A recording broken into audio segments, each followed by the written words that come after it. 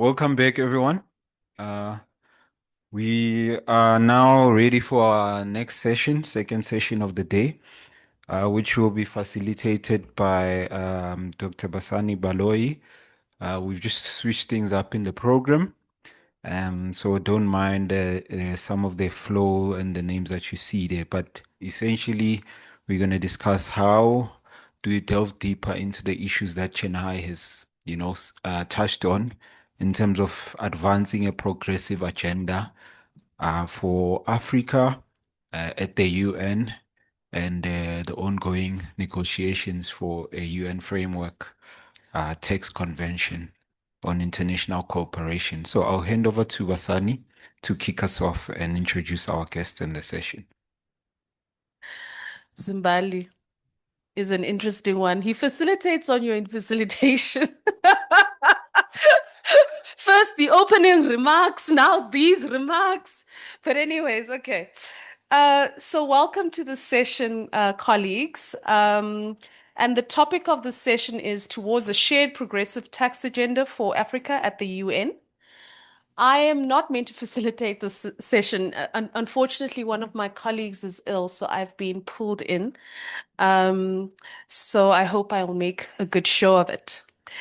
So this session aims to help stakeholders define the key elements of a progressive tax agenda to advance uh, in international forums. What should African countries be advancing at the convention negotiations? How do we define a progressive agenda for African countries? And what are the key issues that should be part of it? How can South Africa and the African Union partner with civil society to shape this progressive agenda? And how can South Africa's G20 presidency advance this agenda? How can gender gaps be addressed in the tax forum? Lots to talk about with my distinguished speakers, whom I shall introduce. Before then, we get into the moderated questions. So the first who will speak will be Jaco Ul Ulufsen. Sorry, I always don't try to say it usually. Um, so he is the Tax Justice Program Manager at the AIDC, who's one of our partners, and the Tax Justice Project Coordinator at the Alternative Information and Development Center in Cape Town, conducting research, advocacy, and worker education on issues related to illicit financial flows and tax. And Yako has also worked on research and submissions on the just energy transition process in South Africa. We also have Evelyn Mwendu, who's the Tax and International Financial Architecture Policy Officer at TJNA. And she's based in Nairobi. Evelyn has a background as a legal researcher and currently takes a leading role in coordinating the African CSO working group on the UN Tax Convention. She has engaged extensively with the current UN process, having made direct interventions in New York on behalf of TJNA. Welcome. We also have um, uh, uh, Daniel Oberkel, correct, who's the regional secretary of the Public Service International. Daniel is the regional secretary for the public for Africa and Arab countries at the PSI, an international federation of public sector unions. Before this, Daniel worked on tax and trade issues within PSI Africa, serving as a regional tax justice coordinator. Then we've, as mentioned by in Bali, we've kind of changed the programming, but we are very happy to also have the Comrade Zwelinzima Vavi, who's the General Secretary of the South African Federation of Trade Unions. The GS is a defiant trade union veteran. He is the former General Secretary of COSATU, where he played a pivotal role in shaping post-apartheid labor policy and fighting for workers' rights. He has a career, his career has been defined by fearless advocacy, whether opposing the ANC and gear policy, exposing state corruption, or helping to defeat Gauteng's Intl system. I welcome you all. So how are we going to moderate this is that there are going to be a few questions that I pose to you in right? And you will respond, and then there'll be a second round, and then I'll open it up um, to the floor for more questions. Sorry, if I can just find my place. I think this is where I am. So I'll start with you, Yako. Um, just to ask, what are some of the key issues that civil society wants to address through a progressive UN tax convention? And what are the first two protocols and what impact should we expect from them? Good. Thanks, Basani. So, on the first question, I mean, what do we want to address? I think I'll go at it from the perspective of, why are we interested in this? Why are we following this debate? And I mean, I think in the opening remarks, we spoke to really the crux of the issue for a lot of us here, which is that this issue of corporate tax is really a revenue issue. It's an issue relating to the public budget. It's very relevant to those of us who've been contesting the austerity measures in the country for the last few years.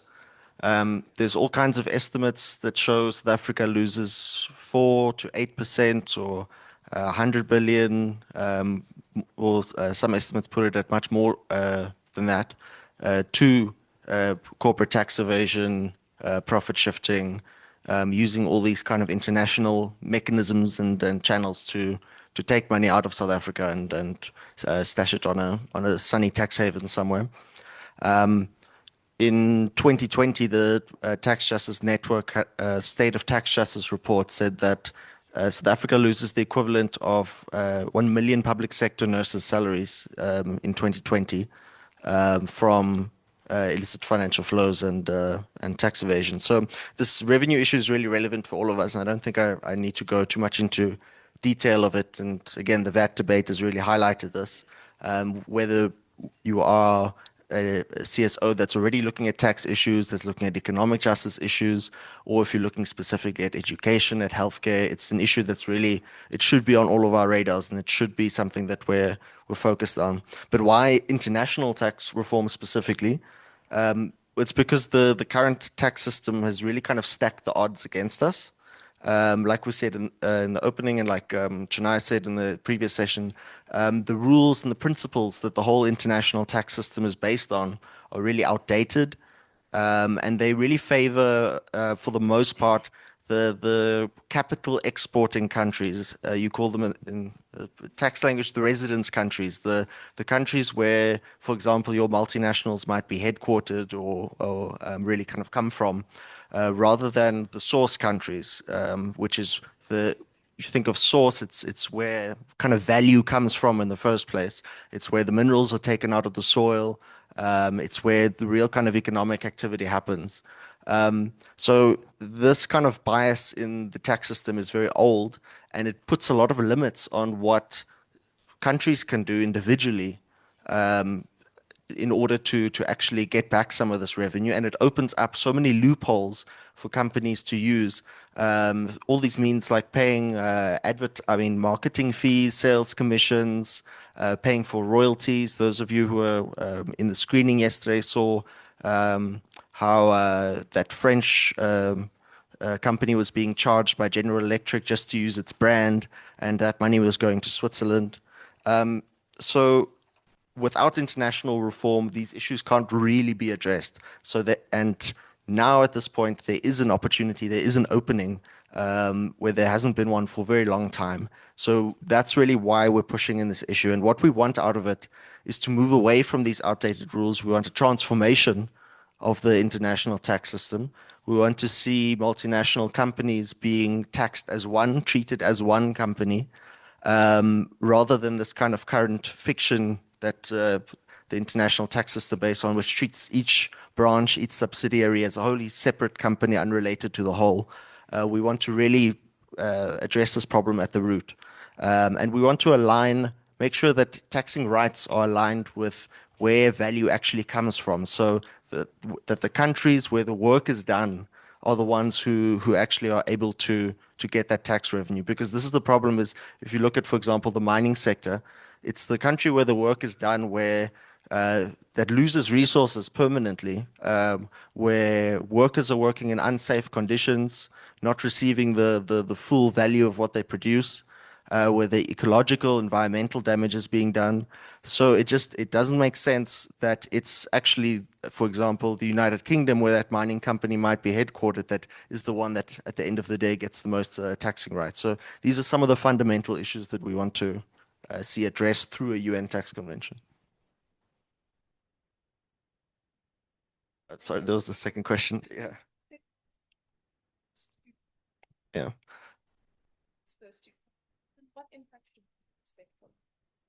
Yeah, so this was one of the debates when the UN tax convention process started going, was about should it be that the convention is first developed, agreed on, and then when it's done, then we start with protocols. And remember, protocols are they're kind of like the actual rules or agreements that come out of these processes, which really change things and are kind of binding on the different parties. So there was a strong push to have protocols be developed alongside the text of the convention so that when this thing is done, when the negotiations are complete, that it actually has teeth, that there's actually some kind of binding measures that are in place, and it's not another 5 years, 10 years before actually real changes come out of it. So there's two protocols. The first one is on the taxing of cross-border services, which is a really important one because, again, one of the main ways in which companies avoid paying taxes, multinational companies avoid paying taxes, is they set up payments for these services, like management fees, sales commissions, these kind of things. And it also speaks to this question of digital companies, which are able to kind of operate across borders, providing digital services that aren't accounted for. And then the second one is on dispute resolution procedures. So where there are disputes between countries or between companies and countries on who gets to tax what income, what measures are put in place to resolve these disputes. Now, this one wasn't really anyone's or African country's first choice. What we'd been hoping for was the protocol to be on illicit financial flows. Latin American countries were hoping for it to be on taxing high net worth individuals, billionaires. This was something that was maybe pushed a bit more by the OECD countries. It's still something that's important, and in fact, it might be good to actually deal with this issue now, because with these changes in the international tax system, you can see that there will be attempts to litigate to scare countries off of maybe applying these rules. So it's not the best outcome, but it's still there's promise in it. But these are the two: taxing cross-border services and dispute resolution. Thank you very much. I want to go to you, Evelyn. I want to ask you, how would you define a progressive international tax reform agenda for African countries? And how does it differ from that of the global north? I think to answer that question, I'd really like just to support what's been said by the previous speakers, as well as what Chinai said during the morning session. The very first item of agenda on a progressive international tax reform agenda for African countries is essentially rebalancing taxing rights. I think, as explained in the morning, the current international tax system favors global north countries. It favors countries where multinational enterprises are headquartered. It favors the capital exporters. And most African countries are capital importers. And so, because we got into a system which was developed 100 years ago, as Yako mentioned earlier on, and at that time, many of us did not have any political independence, much less economic sovereignty. We got into a system which was not made for us as equals. And it still exists because many of us also inherited the treaties that were negotiated by our former colonizers, and those patterns keep happening and keep happening. And to be quite honest, for many of us as global South countries and as African countries, we keep getting into bad deals with regard to tax. Someone mentioned the issue of tax incentives. The main reason why we keep giving away tax incentives, we keep giving away our taxing rights, it's because we're trying to attract foreign direct investment. Because we've been told we can't tap into the gold in our country without the technology, without the capital that will come from outside. So that is the main agenda, rebalancing taxing rights so that there's a fair allocation of taxing rights. I'm not saying more. I'm just asking for equality, though to a certain extent, perhaps you should ask for more. So it's a fair allocation of taxing rights. The next one, and I think this was something that Chennai alluded to within the previous session, is to really transform the governance of international taxation. As mentioned before, tax is not just an economic issue. We don't exist in a political vacuum. It's also highly, highly politicized, and countries will push for their own agendas at this international fora. And so the main body that was pretty much in charge of setting up international tax rules before all of this was the OECD. I don't know if you know about the OECD, but if you look at its member countries, none of them are African, none of them are global South. So you essentially had a body that kept perpetuating the same colonial agenda or pre-colonial agenda of essentially putting up a system that will benefit countries where taxing rights, where multinational enterprises are headquartered.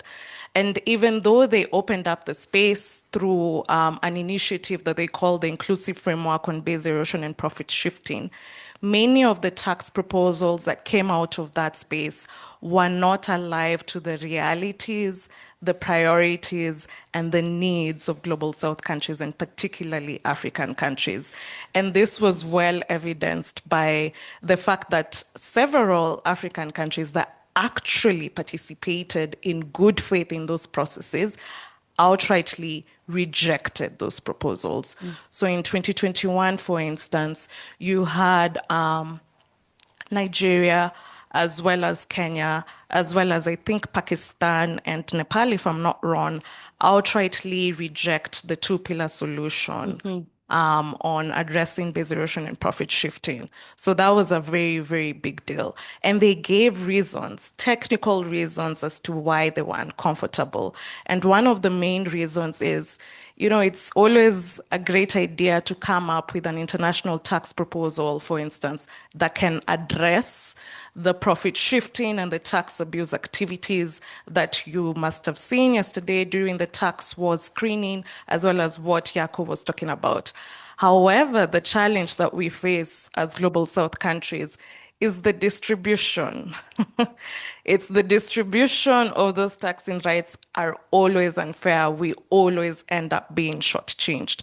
And the worst part about essentially that deal, which was also supposed to address the issue of taxing the digital economy, was that it was essentially telling you, you have to stop domestic measures to tax the digital economies that operate in your country, and you have to adapt this multilateral approach, despite the fact that as per the studies that the Revenue Authority has done, you are actually gaining more revenue from the domestic measures than you are from the multilateral approach. So you can see how, as African countries and as Global South countries, we end up being shortchanged despite this international tax proposals. So it was a moment for not only civil society, because we had been pushing for a UN tax body, but also for governments, particularly African governments, to realize we cannot get as far as we need to get in terms of protecting our taxing rights unless we change the governance system, unless we change the architecture, because the current architecture is not working for us.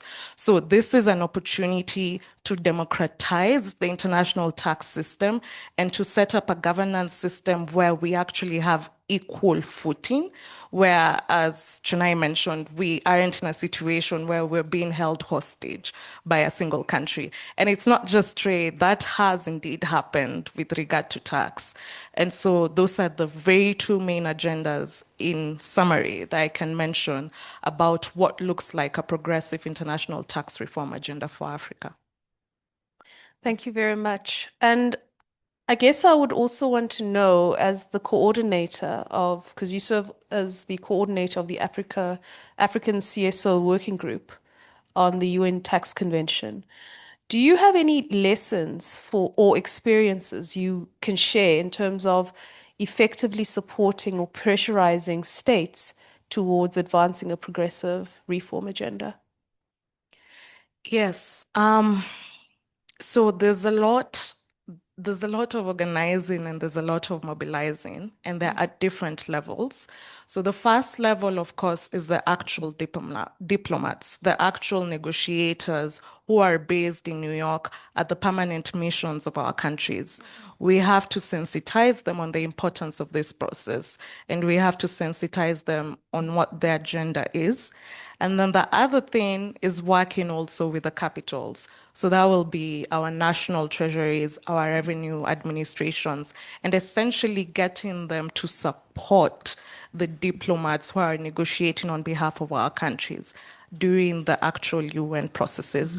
So working with both is very important. It's not easy, but it's very important to make sure that you have both experts as well as the diplomats working together.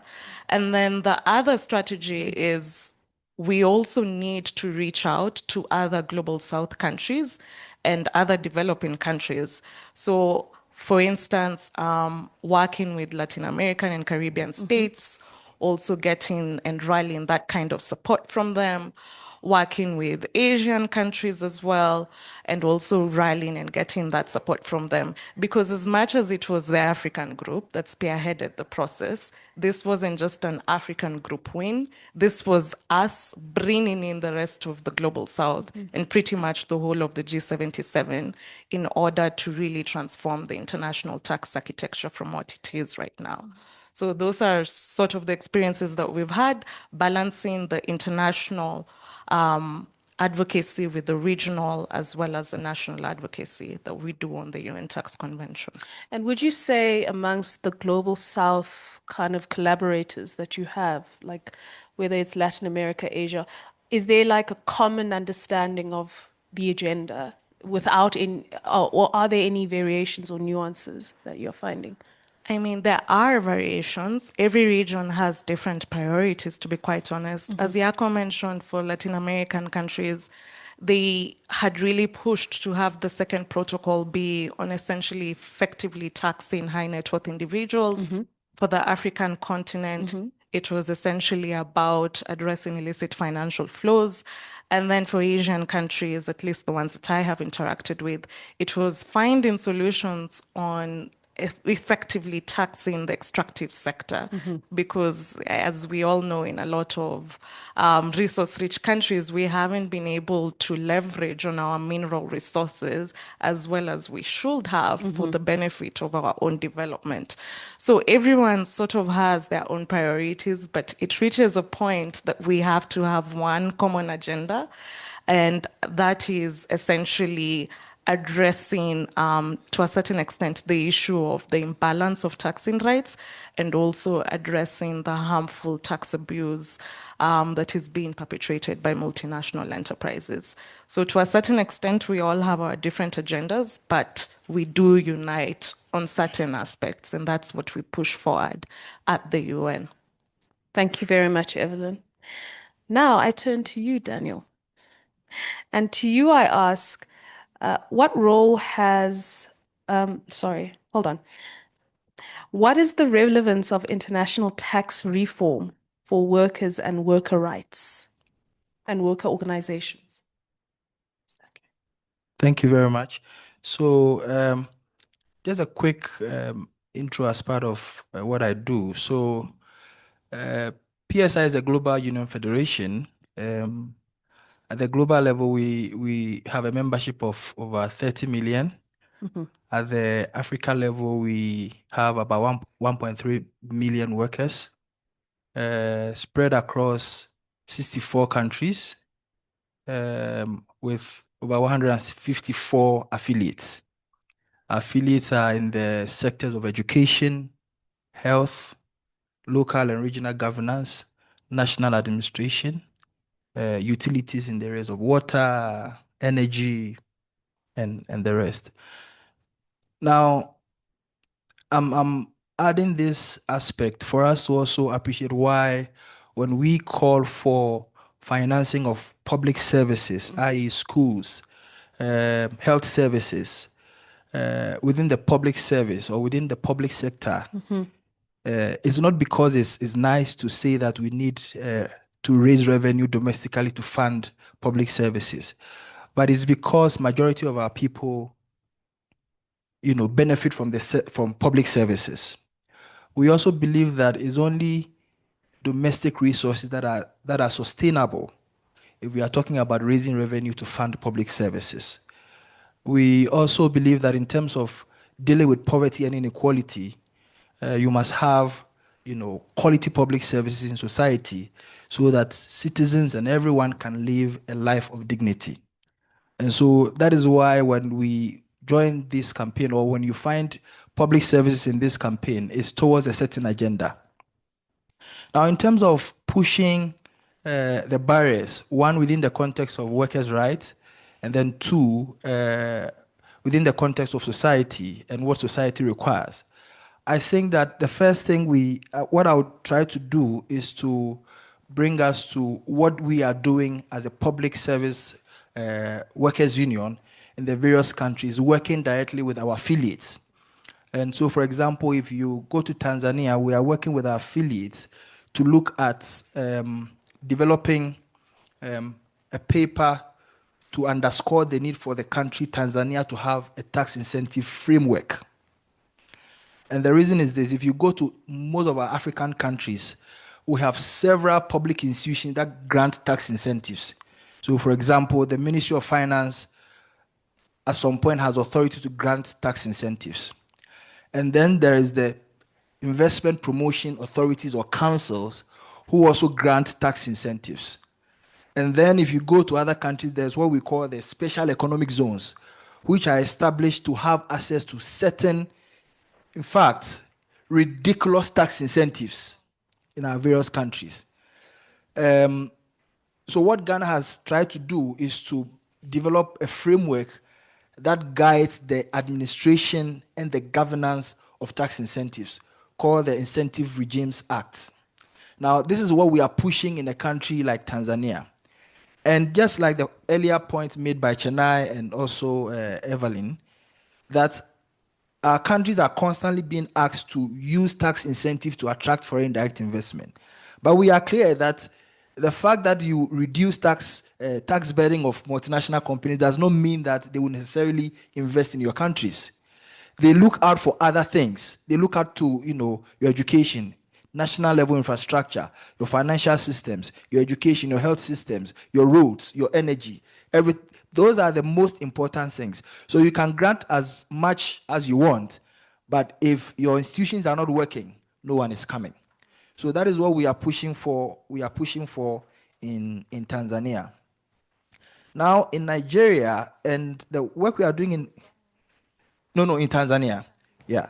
Now we are doing another work in Nigeria. Now, if you follow this campaign for a long time, you realize that our demand initially for the global minimum tax was 25%, and we're giving 15%. Okay. Now, it came with all kinds of challenges for developing countries. Now, what we are working with our affiliates in Nigeria to do, and thankfully we have the bill developed, we have the memo to the bill also developed. So we are working with a tax expert who is Nigerian, who knows the ins and outs of the Nigerian tax system, the financial system. And we have managed to develop a bill on what we call the corporate alternative minimum tax. And here, it also talks about the question of sovereignty. And Chennai mentioned it in the morning. These tax systems that we are working within are colonial structures. So what a corporate alternative minimum tax would do is to give the countries the power and the autonomy to decide which corporations, multinational companies to tax, and to decide what should go into the calculation of the rates. Mm-hmm. And so, for example, if you remember again, when we're talking about the 25%, we're talking about ensuring that if you decide on the rate, make sure you some of the things that goes into the decision is the sales, mm-hmm. employees, mm-hmm. the revenue you are generating in those countries. Mm-hmm. And so what we are working with Nigeria to do is to ensure that all these criteria are embedded in what goes into the calculation of the rates. Mm-hmm. Like I said, the bill is developed. The memo to the bill is also developed. We see it as one of the Herculean tasks ahead of us as trade union organization. But we believe that if we achieve it, because don't forget, that's what the US has it, Colombia has it. Mm-hmm. Now, what we are thinking is that if we succeed this in Nigeria, Ghana is our next target. Now, if we succeed in all, we create an opportunity to transform the way we talk about tax. Mm-hmm. Now we get to talk about tax within the context of national realities, mm-hmm. and economies within the developing countries. And I think these are, for me, I think that these are the two main items I want us to discuss. Also because these are agendas that are pushed solely by the workers' organization. One, because they have the power to do that, they have strong constituencies, and they must be listened to. I would use this opportunity to also call all of us to come on board because it's a huge task. I was discussing with Evelyn what it means to collaborate to me. And it goes beyond calling each other for meetings, mm-hmm. Sharing papers, sponsoring individuals and sponsoring organizations for events. There's more to it. So we're happy to sit and discuss and find ways of pushing the boundaries beyond the 15%. Because if we are not comfortable with the process of the OECD, then we must show that our countries on their own can do it. And this is what we are doing. Thank you very much. Thank you for that. I wanted to follow up with that and ask, what role has the labor movement played in advancing a progressive tax reform agenda? Right. So all the processes have all the things we are doing are the roles labor is playing. Mm-hmm. So these are not processes led by experts. Mm-hmm. I'm actually not the one leading the one in Tanzania. It's the workers' organization that are leading them. Okay.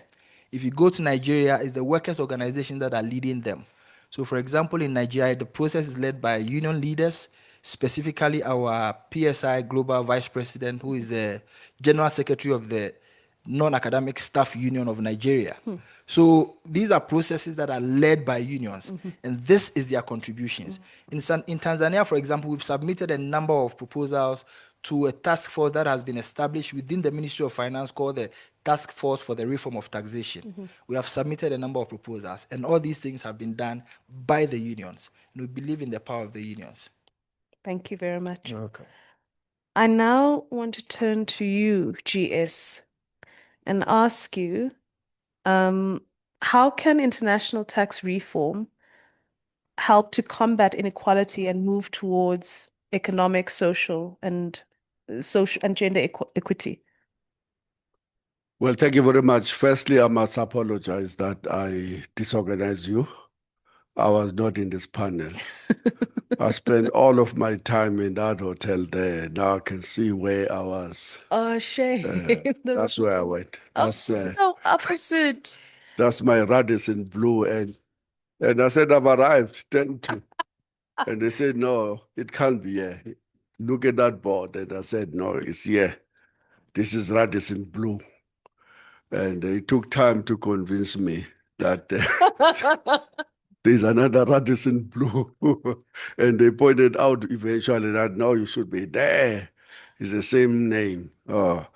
So my apologies. And secondly, thank you very much for offering us an opportunity to talk about the tax and inequalities. Well, yeah, where we are is yet another exhibition in South Africa about the extent of inequalities. The Radisson Blue, whether that Gauteng one or this one called something, still in something, just a few minutes in between.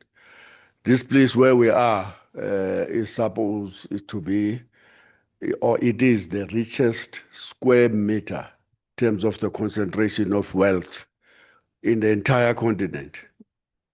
So we are in the headquarters of the money that belong to the few.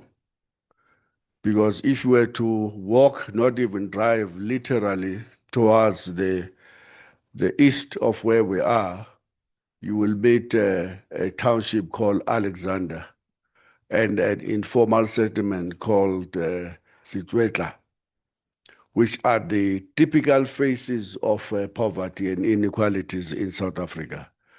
Unfortunately, inequalities have grown in South Africa and have grown in the African continent and have grown between the global south and the north tremendously so over the period of time.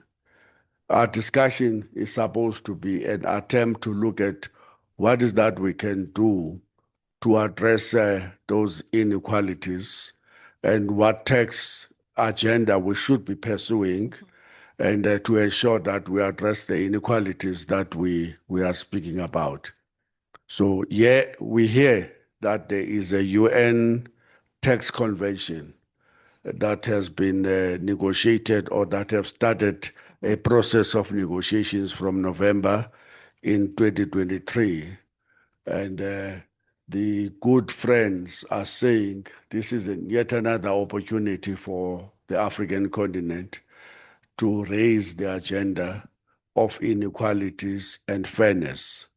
And Jaco speaks about the realities of what we are facing at this moment, that South Africa is amongst the 10 countries in the whole world, which include the DRC, that are the worst victims of the illicit cash outflows. And the reports indicate that, as you were saying, we are losing between 89 US billions to 100 billion, and that's about 1.6 trillion. And 10 countries are the face of that. They include us in South Africa and the DRC. Hopefully, that will be a strong issue on the agenda for discussion in the context of the reform that is needed. And there has been, and my sister has pointed out this, that there has been an OECD process supposed to be inclusive, but we know it is not inclusive. It has produced these two pillars, and you spoke about the pillars in terms of how they are unfair. The 15% minimum is a non-starter in the context of the inequalities, the massive developmental backlogs in the African continent and across the global south for that matter. So we don't have something that we should sing hallelujah about when we talk about that pillar of only a 15% increase. And Africa have had little or no say in the development of that framework. We're not part of the OECD countries. And what is worrying, to me at least, comrades, is that South Africa is hosting the G20 today. And so there's a hullabaloo about November meeting of the global leaders. But I know already that there was no consensus between the ministers of finance because they can't agree and on what will be their interpretation of equity, the need for equity. Trump have been saying that he's not coming to any meeting where there will be discussions about equity. Full stop. And they say they have now convinced him to come. What a joke. And and his coming clearly is based on the fact that he has been able to use this hullabaloo about a genocide happening in South Africa to squeeze for a concession for his friend, Elon Musk, who we are told now the minister is now reviewing the whole regulatory framework to allow for the entry of Starlink in South Africa. And we don't know what other conditions will be given to Starlink, including on the tax concessions that may be in the pipeline. We'll be listening with keen interest to hear what Minister Malatsi will say to Parliament or to any public platform in terms of what is this package of measures. The point that I'm trying to underline is that we are on the back foot. The entirety of the African continent, and we are seeing more inequalities. We are seeing us lagging behind with all of the global developmental goals. We are seeing more deprivation, but more frighteningly, we are seeing more wars in the DRC. We are seeing more wars in Cabo Delgado, and we are seeing more instability in too many parts of the African continent. And what is our agenda in the global, in the G20 and elsewhere? This is where I have the biggest complaint. You can't act progressively at the international level when you are acting neoliberal and when you are imposing you are imposing the structural adjustment programs at the country level. But you will want to talk about liberating Africa and the global south when you are in the G20. That's nonsense. The progressive action start at the local level. And you can't suddenly find yourself a progressive at the international level pushing for the United Nations reform. There must be reforms here in South Africa for us to believe that you will push a progressive agenda at the global level. That's our biggest problem with South Africa's stance at this moment. Yeah. I mean, that's a very big question that you raise there, insofar as our neoliberal agenda misaligned with a weird international agenda, and how that is actually impacting the rest of our continent on this tax issue, because, you know, our national treasury is not towing the line in the way in which the Nigeria treasury is and the like. And I suppose this is part of why we are here, to think about how to ensure that we create the pressure nationally that is required. And you spoke about how you've connected the dots between your diplomatic circle, which in the South African context is generally a bit more progressive, but the national treasury connection is like elsewhere.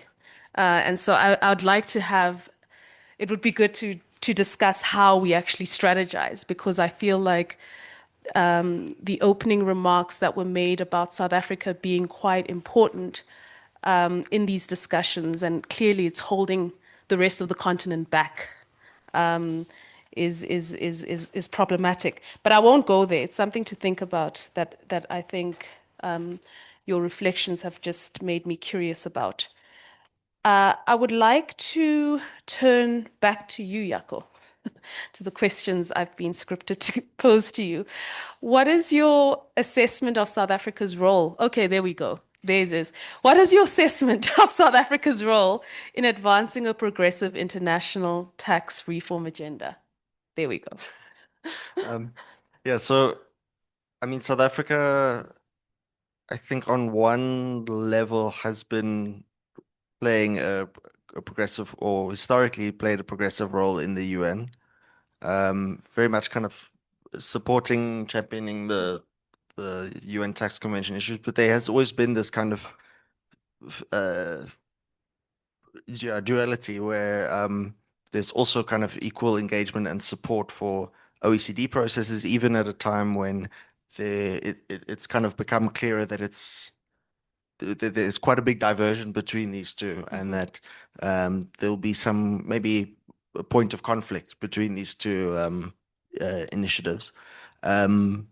I mean, in 2023, when there was the UN General Assembly, the vote to actually establish the framework convention, I wrote down the representative from South Africa, who was from the permanent mission, if I remember right, said that it's high time that the international community addresses this injustice in global taxing rights that's impoverishing millions, which goes back to the League of Nations when most member states were colonies, and which has been perpetuated by the monopoly that rich country clubs have held over our international tax rulemaking.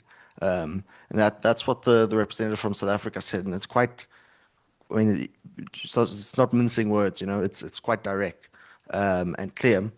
But then at the same time, we're very kind of rushing ahead in terms of implementing the OECD two-pillar framework. Simbali and I were in the public hearings around that, and you know, we raised the concern that if we implement this, will this, you know, impact our support for the UN Convention, for what we push inside there?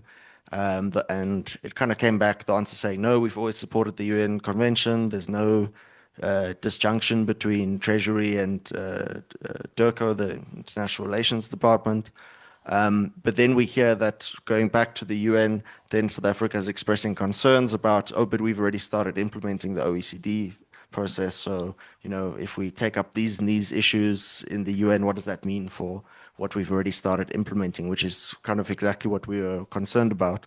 And we hear now that South Africa is not pushing so much, not really championing the issue, to use that language, in the UN space, when really should be and could be. And when much smaller countries, you know, countries like Lesotho are speaking up, South Africa's, you know, we're voting with the Africa group and so on, but we're not kind of trying to push the envelope, push the agenda. In terms of why that is, I don't know. It'd be great to also hear from if anyone has more insights on this. But my own feeling is that there's been a lot of diplomatic pressure around the G20. And we must remember that the whole OECD process came out of the G20 after the financial crisis. It's really a G20 initiative. There's a lot of diplomatic pressure to not rock the boat. Again, last year in the budget submissions, when the international tax issue came up in relation to austerity, the Treasury's head of tax policy had said that we must prioritize stability in the international tax system. That was towards the end of last year, which, again, you know, it sounds innocent, but in the context of like a once in a century reform, what does it mean to say that you're prioritizing stability in that? It means that you're not wanting to rock the boat. You're wanting to kind of keep an eye on the processes that have already been underway under the OECD. So there's been this kind of duality, and in terms of, you know, what we need to do about it, I mean, that's something that we need to have a very in-depth discussion about this at the end of the day. and that yeah, I mean, I can't address it now. There's one point, which is what GS raised about, we can't expect South Africa to be driving this kind of very progressive tax agenda internationally if it's not doing that at home. So, we need to be maybe tying this tax reform debate to the domestic kind of anti-austerity development question. But there's also, where there are opportunities for actually engaging directly with people in government around this. We've encountered quite a lot of reluctance actually from Treasury representatives to engage with civil society around this issue outside of, the kind of mandatory public participation processes and so on. So I think we need to be talking also about how can we actually put pressure on the government and highlight what they're doing and how this diplomatic pressure is affecting them, because I think that it's something that they are quite sensitive to, and they will be quite sensitive to, especially in this kind of very politically precarious time now. But yeah, it's a question that we really need to get into at the end of the day. Thank you. I would like to ask Evelyn, what are some of the challenges and threats to a progressive tax convention, and how can we overcome them? I think we've already sort of touched on them through the previous question. And this is essentially conflicting interests due to being a member state in processes that may conflict each other. So, for instance, to be quite honest, the G20 is what gives the OECD Inclusive Framework Initiative political legitimacy. So, to a certain extent, there's only so much support you can expect from a group of people if you are setting up a process which is in direct conflict with the ongoing process that they've had for a couple of years. So, South Africa is not the first developing country that's held the G20 presidency. We have also seen, for instance, Brazil hold the G20 presidency in the previous year. And in a sense, we saw a little bit of a cooling off of the support that they had for the work that we were doing at the UN. And the same thing is happening. Brazil? No, at the UN. Oh, okay. At the UN.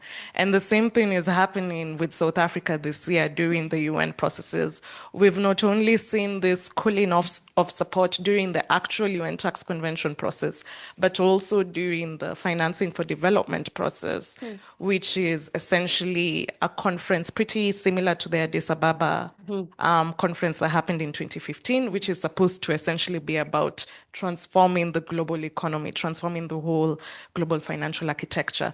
So we've definitely seen, a more pro-OECD approach from South Africa, unfortunately, and a lessening of support also for the UN tax convention process. But, to a certain extent also, the geopolitical context has shifted, considering the recent elections in the US. So we've seen that more countries are also afraid of being singled out by certain large economies, so to speak, and being No one wants a Zelensky moment. Yes. And to be honest, we faced this before as African countries when Nigeria as well as Kenya also rejected the two-pillar solution. Somebody flew into the country to tell them, why are you rejecting this? What is the matter? You need to accept, you need to consent to this. So that also shows you why it's so important, not only for African countries to be united, but also for the G77 to hold strong. Because individually, let us be very honest, our bargaining power diminishes greatly. But when we have that level of solidarity, when we have that level of unity, then we really can push the needle, as was seen in essentially establishing this whole process. That was unity and solidarity that got us there. So those are the threats to the process. That's singling out and those external threats to G77 unity and solidarity, as well as African unity and solidarity. The other issue that we have, unfortunately, and I hate to say this, is the issue of resources, both human and financial resources. So it's not easy for many developing countries and African countries to send their experts to New York for 2, 3 weeks when we have so many issues back at home to be able to negotiate. You can't really compare with the level of resources that, for instance, developed countries have. However, we also need to drop this excuse. For many of our countries that were members of the inclusive framework, I think we were paying close to 30,000 euros on an annual basis to be members of this, and we were still sending our experts there. So I think to a certain extent, it's also a question of priorities. Where you prioritizing your resources to go to both human as well as financial. So what we're doing within the working group is we're really trying to rally our countries to send someone to participate within the UN Tax Convention process. And this year particularly, it's not just the plenary sessions which normally take place in New York that are happening. It's the intersessional sessions where you have work streams that are working on each instrument, that is the convention as well as the 2 protocols. And these sessions are virtual. So what is the excuse for our countries not to participate in these processes? So as TGNA, we've really been working with the African Union as well as the African Tax Administration Forum, ATAF, in order to rally this kind of support, because we need tax experts now more than ever to participate in the actual technical negotiations. So that's been also a major challenge. So the geopolitical context, the resources, as well as, of course, threats to solidarity. But we keep up our advocacy, both what I would like to call external advocacy as well as in-house advocacy. And as civil societies, we really realize the importance of this, balancing the two, because sometimes it's necessary to take to the streets. As happened in Kenya. It's very necessary. And sometimes it's also very necessary to have behind closed door sort of negotiations when it comes to strategy and when it comes to setting agendas and all of that. So that's what we're trying to do within the working group, which I actually welcome all civil society organizations, as long as you're African-based, to join, because we share quite a lot of information and updates and strategy and coordination through that particular working group. Yeah. Thank you very much for highlighting that. And Daniel, I want to turn to you and ask you, how can South African workers, trade unions, and grassroots organizations connect to and influence these international debates? Right. Thank you very much. I think as PSI, we've been working closely with the AIDC. And one of the reasons was that AIDC is able to bring all the unions together in the same room. And there will not be any kind of friction. And so, and I know that Yako at his level is trying to set up a network of trade union organizations in South Africa, but I think that there's push for him to think about Africa, so that within this network, unions come together to discuss issues around tax, issues around domestic resource mobilization. Already at the global level, PSI has a network of trade unions coming from all over the world, and that is where we discuss our tax issues. In November, when Africa is having its regional delegates conference, we'll have a global tax forum, and it's from this network. So the point is that we need to build a network of workers, trade union organizations, bring them into the same room and talk about tax in a different way. This morning, Chennai mentioned that tax is not technical, it's actually very political. And it must move from that statement into going to discuss tax to the worker means wages. It means having access to a good process of collective bargaining. It means having access to quality healthcare in a public hospital. It means having access to quality education, so that even if he or she has enough to sponsor, his family or her family. The others who may not have should be able to go to public schools and have access to quality education, whether in a public school or in a private school. So the language must speak to the workers. In the same way, if you want to engage the grassroots, the language of tax must speak to them. We must identify their needs within that discussion. That is where we'll be able to bring all of them together to speak, on the issue of tax and make, real demands. Thank you very much. Welcome. Comrade GS, I would like to ask you the same question, if you don't mind, around South African, how do we motivate South African trade unions on this question, especially when you've already spoken about the behemoth of National Treasury acting quite regressively? Well, first, hopefully through this conference today and other activities that we normally have with AIDC and the FES and others, we can begin to broaden our own educational levels to understand the link between the struggles here, the local level, and the global South struggles against the system that they have kept us generally in the bottom of everything that is happening when it comes to these massive inequalities and fairness of the system as a whole.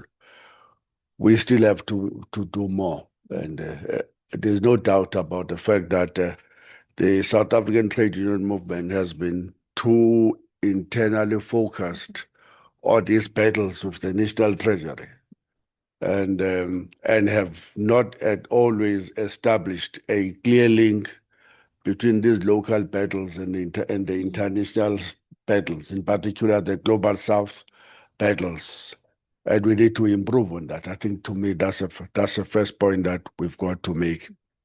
Our focus have been locally focused, not because that is a problem, but because that ought to be our preoccupation. We normally say global actions must start at the local level. If you do not raise an issue, you do not fight austerity in South Africa, if you don't fight neoliberalism in South Africa, you have no right to raise the same issues in the African continent or in the global South or in the platforms between the South and the North, even within the trade union movement. We've been making demands, for example, which those demands we should be making everywhere else. We've been making a demand, for example, for the introduction of the wealth tax in South Africa. And the context is very clear. And here, 5 billionaires owns as much as what the bottom 50% of the population owns, 5 people. And that's 30 million people. Their wealth is equal to 5 multi-billionaires. And so when we say we want a wealth tax, we in particular looking at those obscene levels of wealth and but also obscene levels of inequality and poverty. It's a global issue that we should be raising at the same time. If South Africa is facing that, same like in the global, in that the 5% wealth tax on multinationals could raise at least 1.7 trillion US dollars. Just a 5% of wealth tax. But what gives you a right to demand a global wealth tax when you can't win the logic of the need for a wealth tax here in the in the world's most unequal economy? You can't convince your treasury and your political leadership that you need that. Here in this country, corporate taxes were 52.5% in 1992 on the eve of democracy. That's what the small number of corporates were prepared to sacrifice to facilitate what would have been generally the apartheid system, a system declared as evil by the international community. And when we took over, we dropped that tax from 50% to 27% now. And there was no VAT, regressive taxes. It was introduced on the eve of democracy by the National Party government and tagged it at 10% and moved it to 14%. We moved it to 15%, the democratic government, and we almost moved it to 16% recently. And if there was no resistance, if there was no outcry in the entire society, we would be sitting with the 16% regressive VAT system in South Africa. We must defeat that here and introduce a more progressive tax system in the country. And before we even agitate, and I'm not saying that we must do it after. The struggle is one. The local struggle is the international struggle. And the international struggle is a local struggle. You can't separate between the two. But as we always say, charity has to begin at home. You can't be big-mouthed when you are in the international platform, but you are totally reactionary when you are at a local level. We've been calling for example, a variated even VAT. We're calling for the introduction of more punitive VAT for luxury imported goods. We wanted a special tax on the yachts that are brought to South Africa from elsewhere for the luxury vehicles that the elites are showing us on the social media, worth 20 million rands and up. We've been calling for special tax on the beautiful clothes that are imported but not creating jobs in South Africa. The ones in the Diamond Walk just across the road. Yeah. Clinton.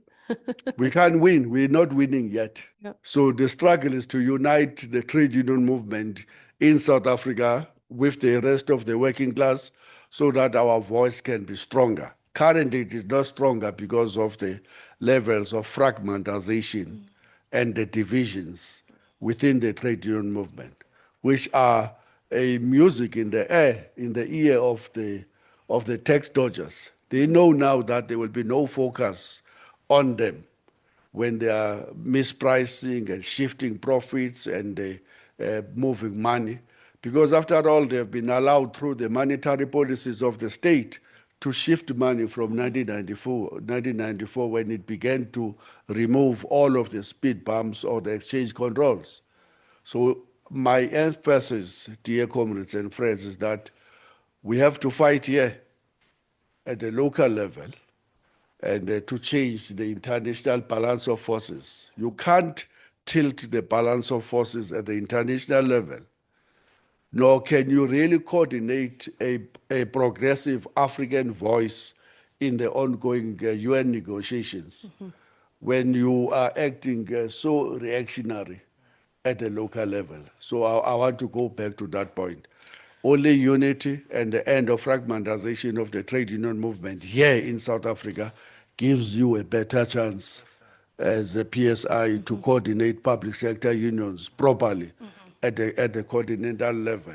And only when we unite here do we have a better chance to coordinate with the Kenyan progressive forces and to address the weaknesses of the Kenyan trade union movement that are so well known, at least by me, who is an old horse that have been here for some time. So we've got to address all of these things at the local level before we strengthen our African continent voice.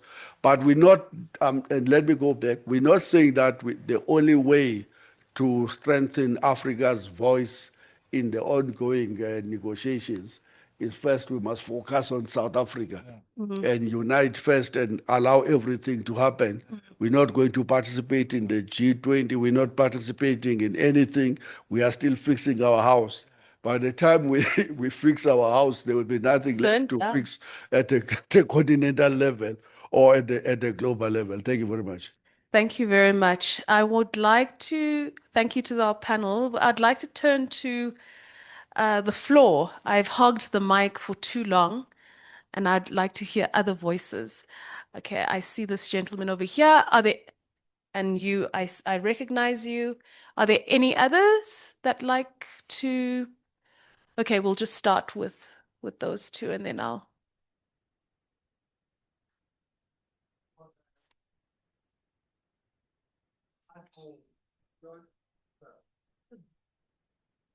Thank you for the insightful outline of the landscape in South Africa. It doesn't provide much inspiration in terms of easiness of advancing these tax reforms. So I just wonder, do you see some potential fractures in the government's opportunities where to advance this a more progressive tax reform? I think you're right in your assessment that you need to fight austerity. We need to fight neoliberalism in South Africa, and it is clearly not happening yet. So how do we take this forward, and how do you see potential entry points? Thank you.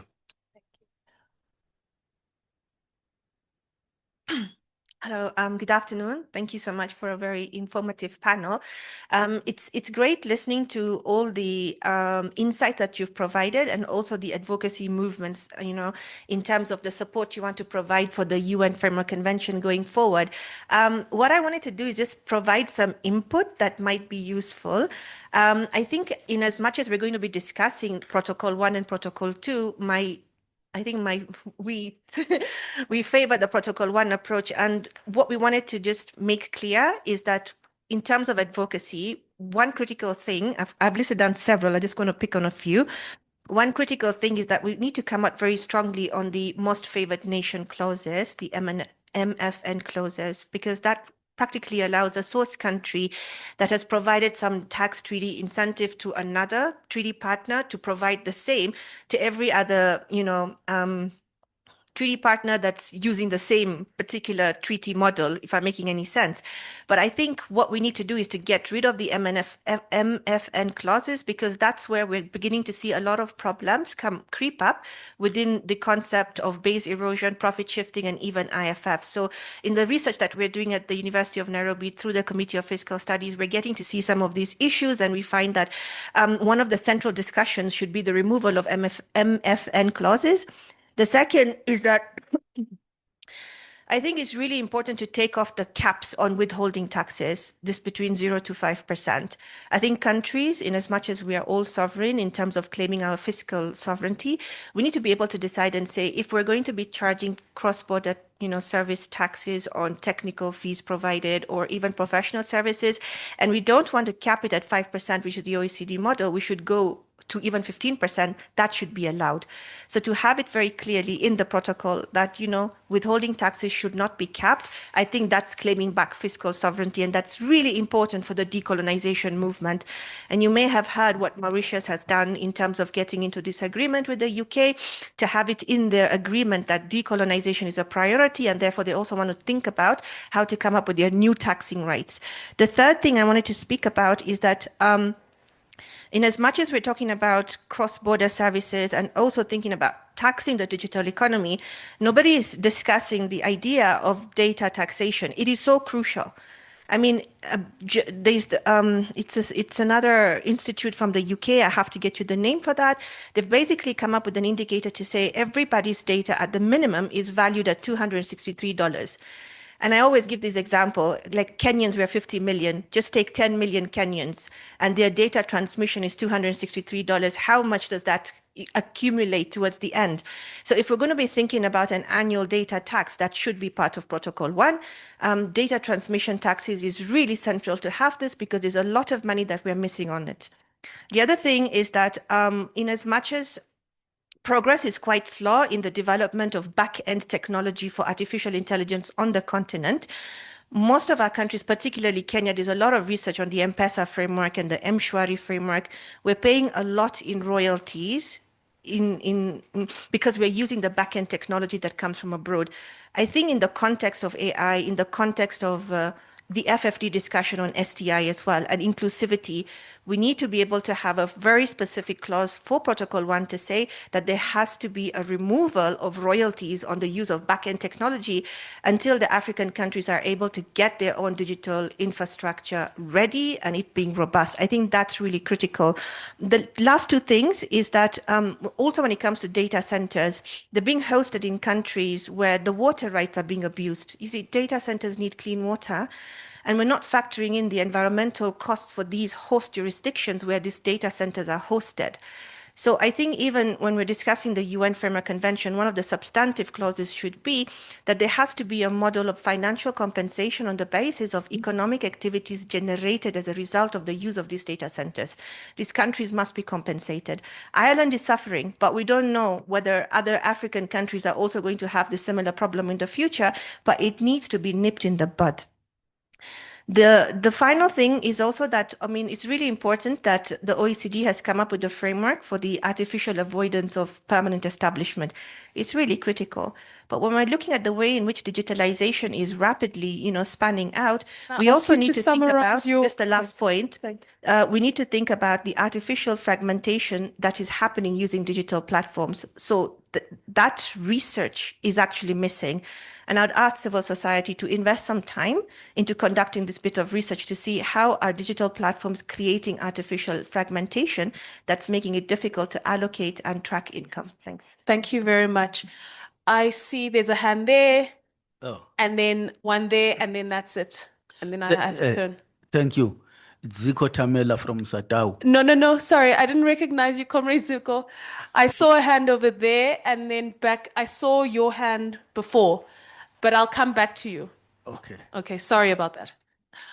Okay, thank you so much for the insightful conversation. So for me, I'm just bouncing off what Comrade Vavi shared. Cognizant of the fact that what is happening contextually in South Africa is intergenerational. So we've seen this over so many years.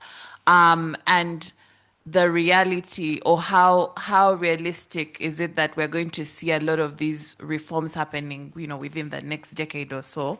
How do we still galvanize any sort of more organizing in November?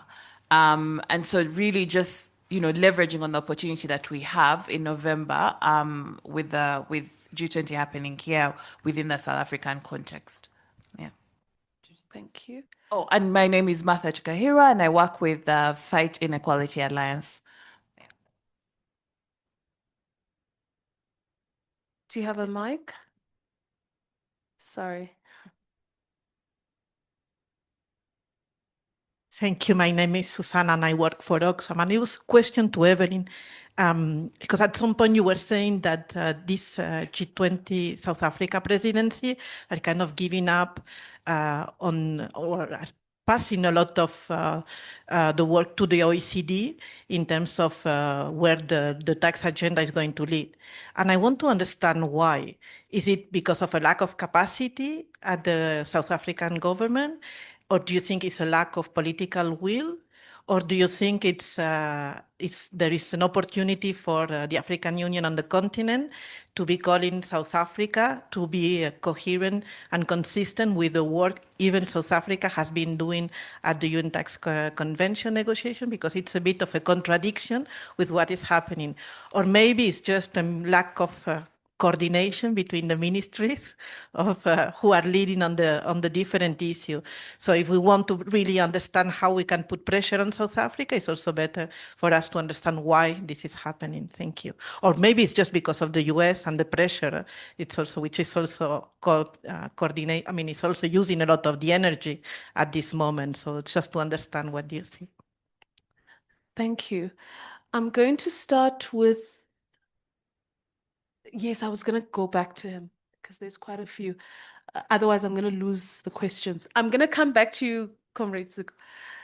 I want to ask you, there was a question around the issues around the need to fight locally first, and then how to, and through that, how you engage internationally. I think you asked around what are the potential entry points, correct, of that kind of strategy?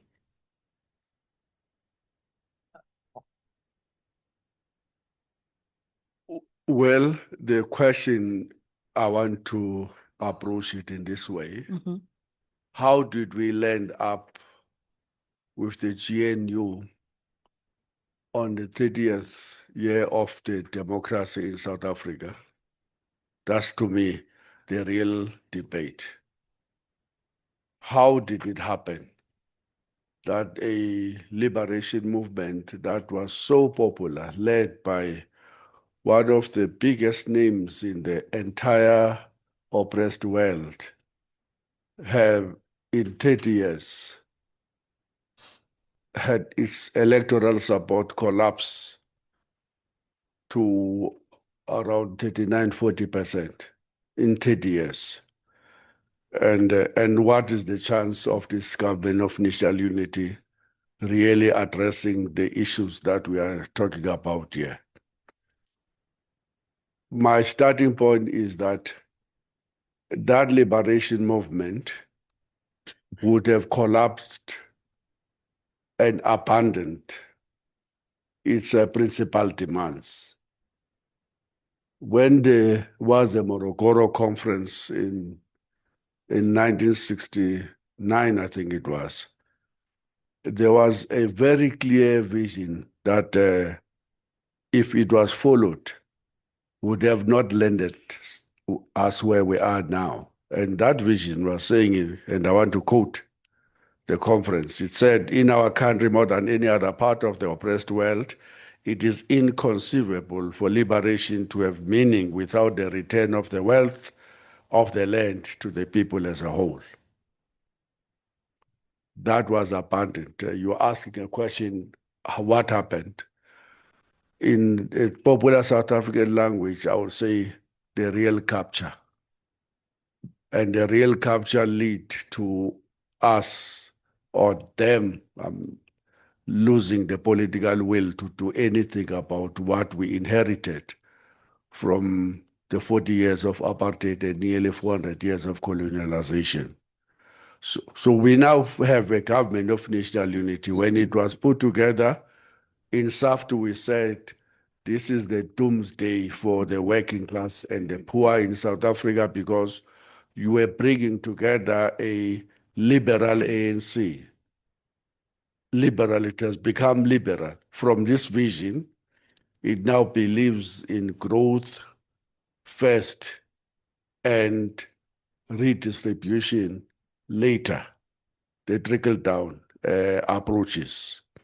Now we have a government of national unity where the DA, the arch-liberal party, is playing a very, very influential role, as you can see, through the announcement of the communication and digital minister that is going to be making concessions to Starlink.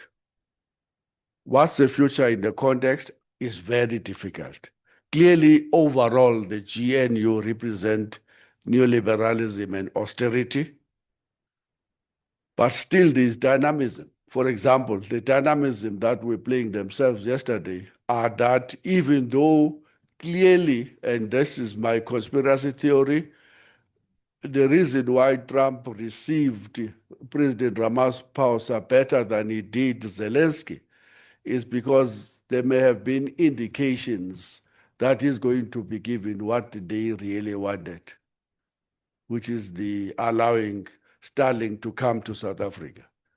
And forget about the nonsense about genocide. As I was saying elsewhere, do you think Trump is stupid enough to not know that there's no genocide here? He knows there's no such a thing, but he was using that as a bargaining chip, and I think he got what he wanted. Install or stall a progressive movement, stall transformation, and allow South Africa to be the gateway for American imperialism through Starlink, full stop. That was the strategy. They've achieved it. But the dynamism is, for some reason, the chairperson of the portfolio committee in Parliament, despite her being member of in fact, a leading member of the ANC, she's putting her foot down to say this thing is not going to happen. Yeah. There will be no such concession. Come here to the minister. We have already announced that there will be concessions on Friday. Very dynamic from that sense that sometimes the dynamics within that may give you the VAT victory, but the same VAT may be taken off from the other side through a 16-cent increase on the fuel taxes. So there's no straight line in any struggle. The struggle is about studying in the detail the balance of forces, the dynamism of the opposites and the unity of opposites and the dialectics and all of that. If you do not, as a revolutionary, read these moments in their detail, you won't have a proper strategy of how you fight it. You will take one line when one line sometimes does not give you victory. Yesterday, opportunistically, we wrote a letter to the chairperson of the portfolio committee to say, we agree with you, chairperson, but give us an opportunity to come and address you about why it will be a betrayal to allow Sterling to come in here without any obligations to the South Africa's regulatory framework. We would not do that if we didn't know that there are dynamics within this thing called the GNU. So, to you, comrade, the mission has been abandoned.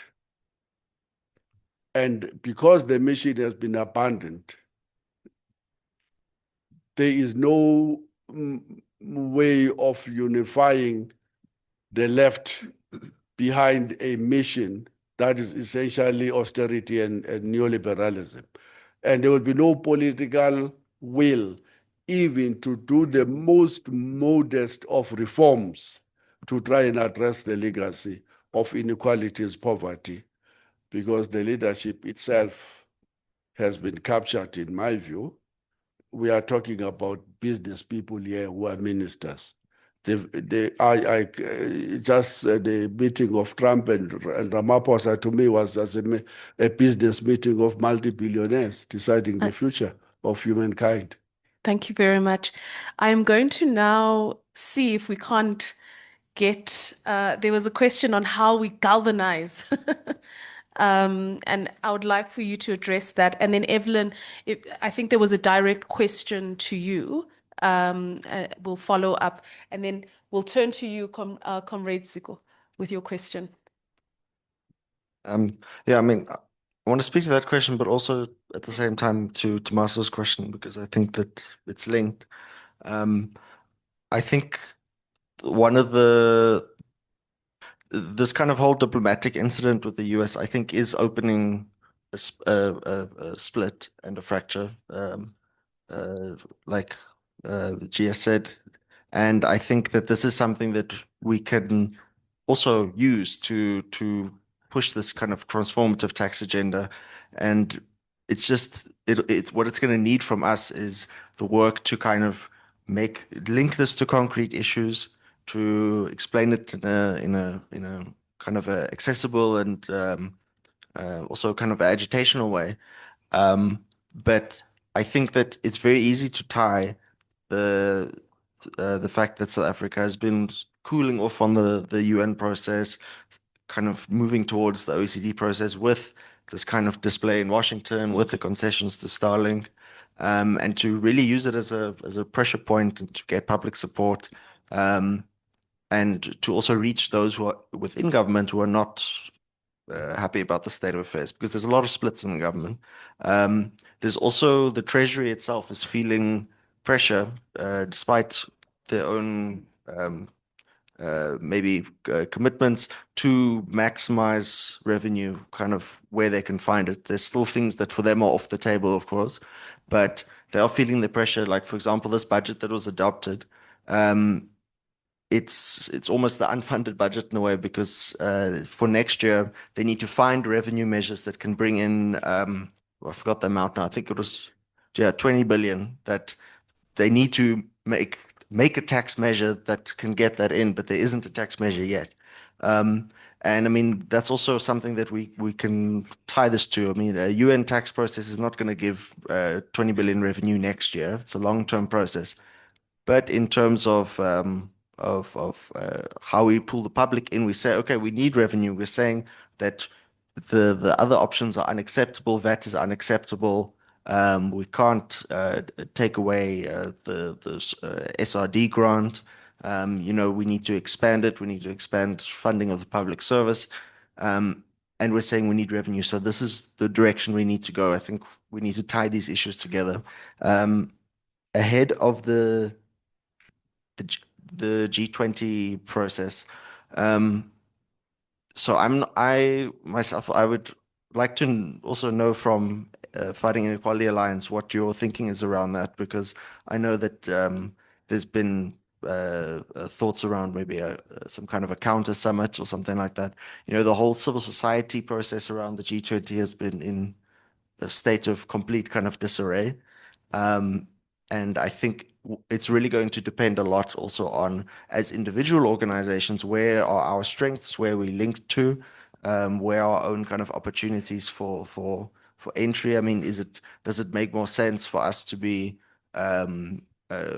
pushing on the outside, to be in the streets and showing how we find what the government has been doing is unacceptable. We find the G20 to be lacking, but there maybe are some organizations who are already inside of the processes that are happening inside the working groups and who are able to push there. So I think, I know that's not a very inspiring answer, but I think realistically we need to be working towards the same goal, with the same agenda, but using our separate kind of strengths and being strategic about how we enter into these issues and how we relate them to what's going on in the country.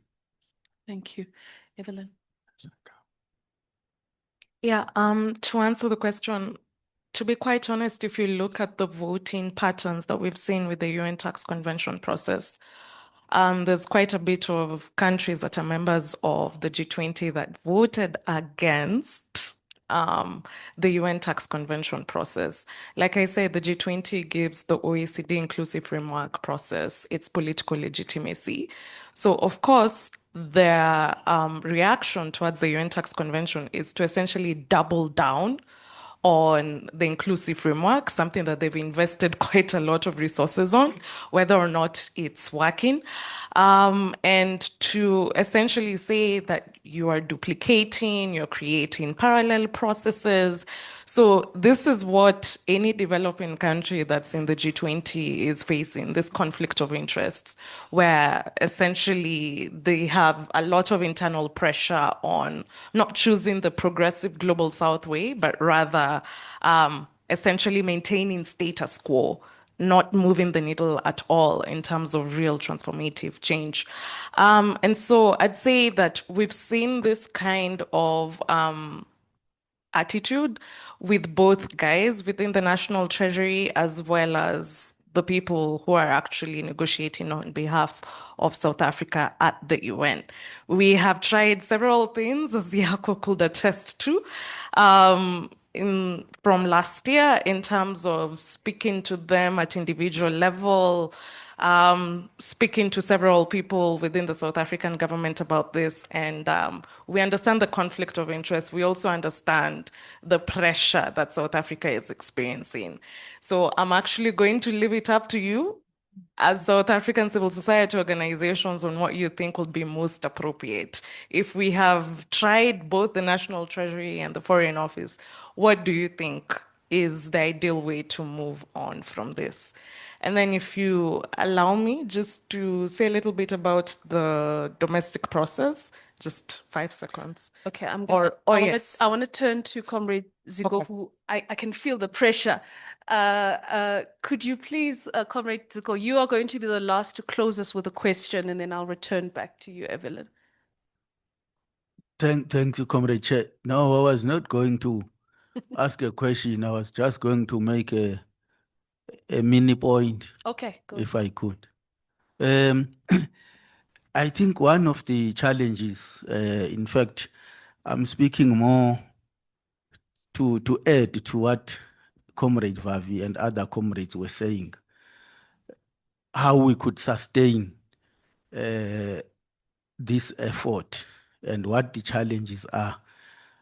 Well, the small point I want to make is that while FES, AIDC, and others have come in handy to assist us to create platforms like this, as trade union movement, I won't talk about other civil society formations, but as trade union movement, we have not been able to take advantage of that, to move beyond these facilitating platforms and internalize and integrate these discussions in our day-to-day work as unions.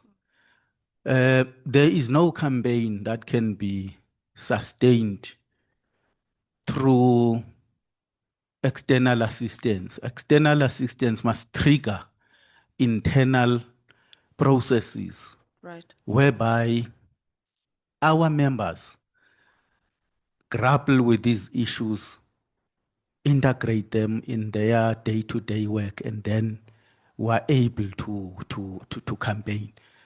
We have embarked on campaigns, whether international solidarity in the past. We were able to sustain such campaigns, for instance, against repression of unions and civil society in Zimbabwe, in Swaziland, through internal education and the fact that our members were able to relate to such issues. One example, for instance, of the weaknesses now, you take the demonstrations in solidarity with Palestine last year. They fizzled out at a certain moment. So I think what Comrade Vavi was saying, that we need to fix our house. Of course, as he said, we won't fix our house in isolation from these national and international questions. But fixing our house, we have to. Otherwise, whatever we do, we can write letters, petitions, send delegations to UN. That will just be fire that will fizzle out, if it would be fire anyway. So there is a lot. I'm saying we salute the efforts of creating platforms like these, but we have to move beyond that as unions and do our own work, and therefore join hands with other civil society formations if we are going to sustain this kind of work. Thank you very much, Chairperson. Thank you very much, Evelyn. A very quick point, and then because that man over there is not happy with me. Okay, very, very, very quickly. I mean, mine is just to share the experience with what I saw within the finance bill protests in Kenya. Now, I have to say, this was not a process that was driven by trade unions. It wasn't even civil society organizations. This was purely a people-driven process. In fact, we call them the Gen Z protests. It was essentially someone who started a movement on social media by saying, guys, there is a new finance bill and there's some very problematic issues. And then it grew. People started translating the finance bill in our mother tongues. People started rallying support. It was completely organic. It wasn't us. And what I really want to emphasize as one of the greatest factors of success of this whole movement was education and educating the masses and pulling the people with you on these so-called complex issues. I mean, you had a vegetable seller who understood that they're probably paying more taxes than a multinational enterprise that is set up in Kenya in comparison to the income that they have. So it's very, very important that we do that. We really need to demystify tax as civil society organizations. I think that's one of our greatest value propositions within the society when it comes to economic justice, also debt issues, and not just tax. So just to encourage you and also to tell you sometimes it takes a little bit of time to get that kind of momentum, but it will happen organically because the situation is very untenable. The cost of living is really going high. You don't have to pay people to go on the streets. They will go on their own volition. They will go because they're experiencing the injustices of the current economic systems that we're in. So just to encourage you, that's all. Thank you. Thank you very much. I'm going to ask you to close us over here, Comrade Daniel. Closing remarks, because everyone has said something. So for you. Thank you very much. So just reiterate one point. So if you listen to the various discussions, it brings all of us back to the fact that we need countries to establish their own domestic systems. And so when I say that countries need to develop their own alternative minimum tax, it's not just political, or it's not just a question of country sovereignty. It's also a question of the amount of tax incentives we are giving out. So in all our countries, we are giving out tax incentives. I'm not sure in the countries where we are doing that, vis-a-vis the global minimum tax, we have put in place measures regarding issues of the top-up tax. That's one. And then two, in all these countries, our corporate minimum tax is more than 15%. I'm not sure whether we have taken time to understand the potential threats within the within the context of a race to the bottom, and countries being pushed to go to go just a little above 15%. And so for me, I think that we need to give that question a rethink and a re-engagement. Let me use this opportunity to appreciate FES. All the things we are doing within the region have been done with the support of FES. Thank you very much. Thank you very much. And thank you to our panel, whom I think we should give a round of applause for their very excellent contributions. And also to you all who raised particular questions. And of course, thank you for your comments over there, the lady sitting right in front of me, Leila. I think those technical inputs are going to obviously strengthen these debates. Thank you. Over to you, facilitator.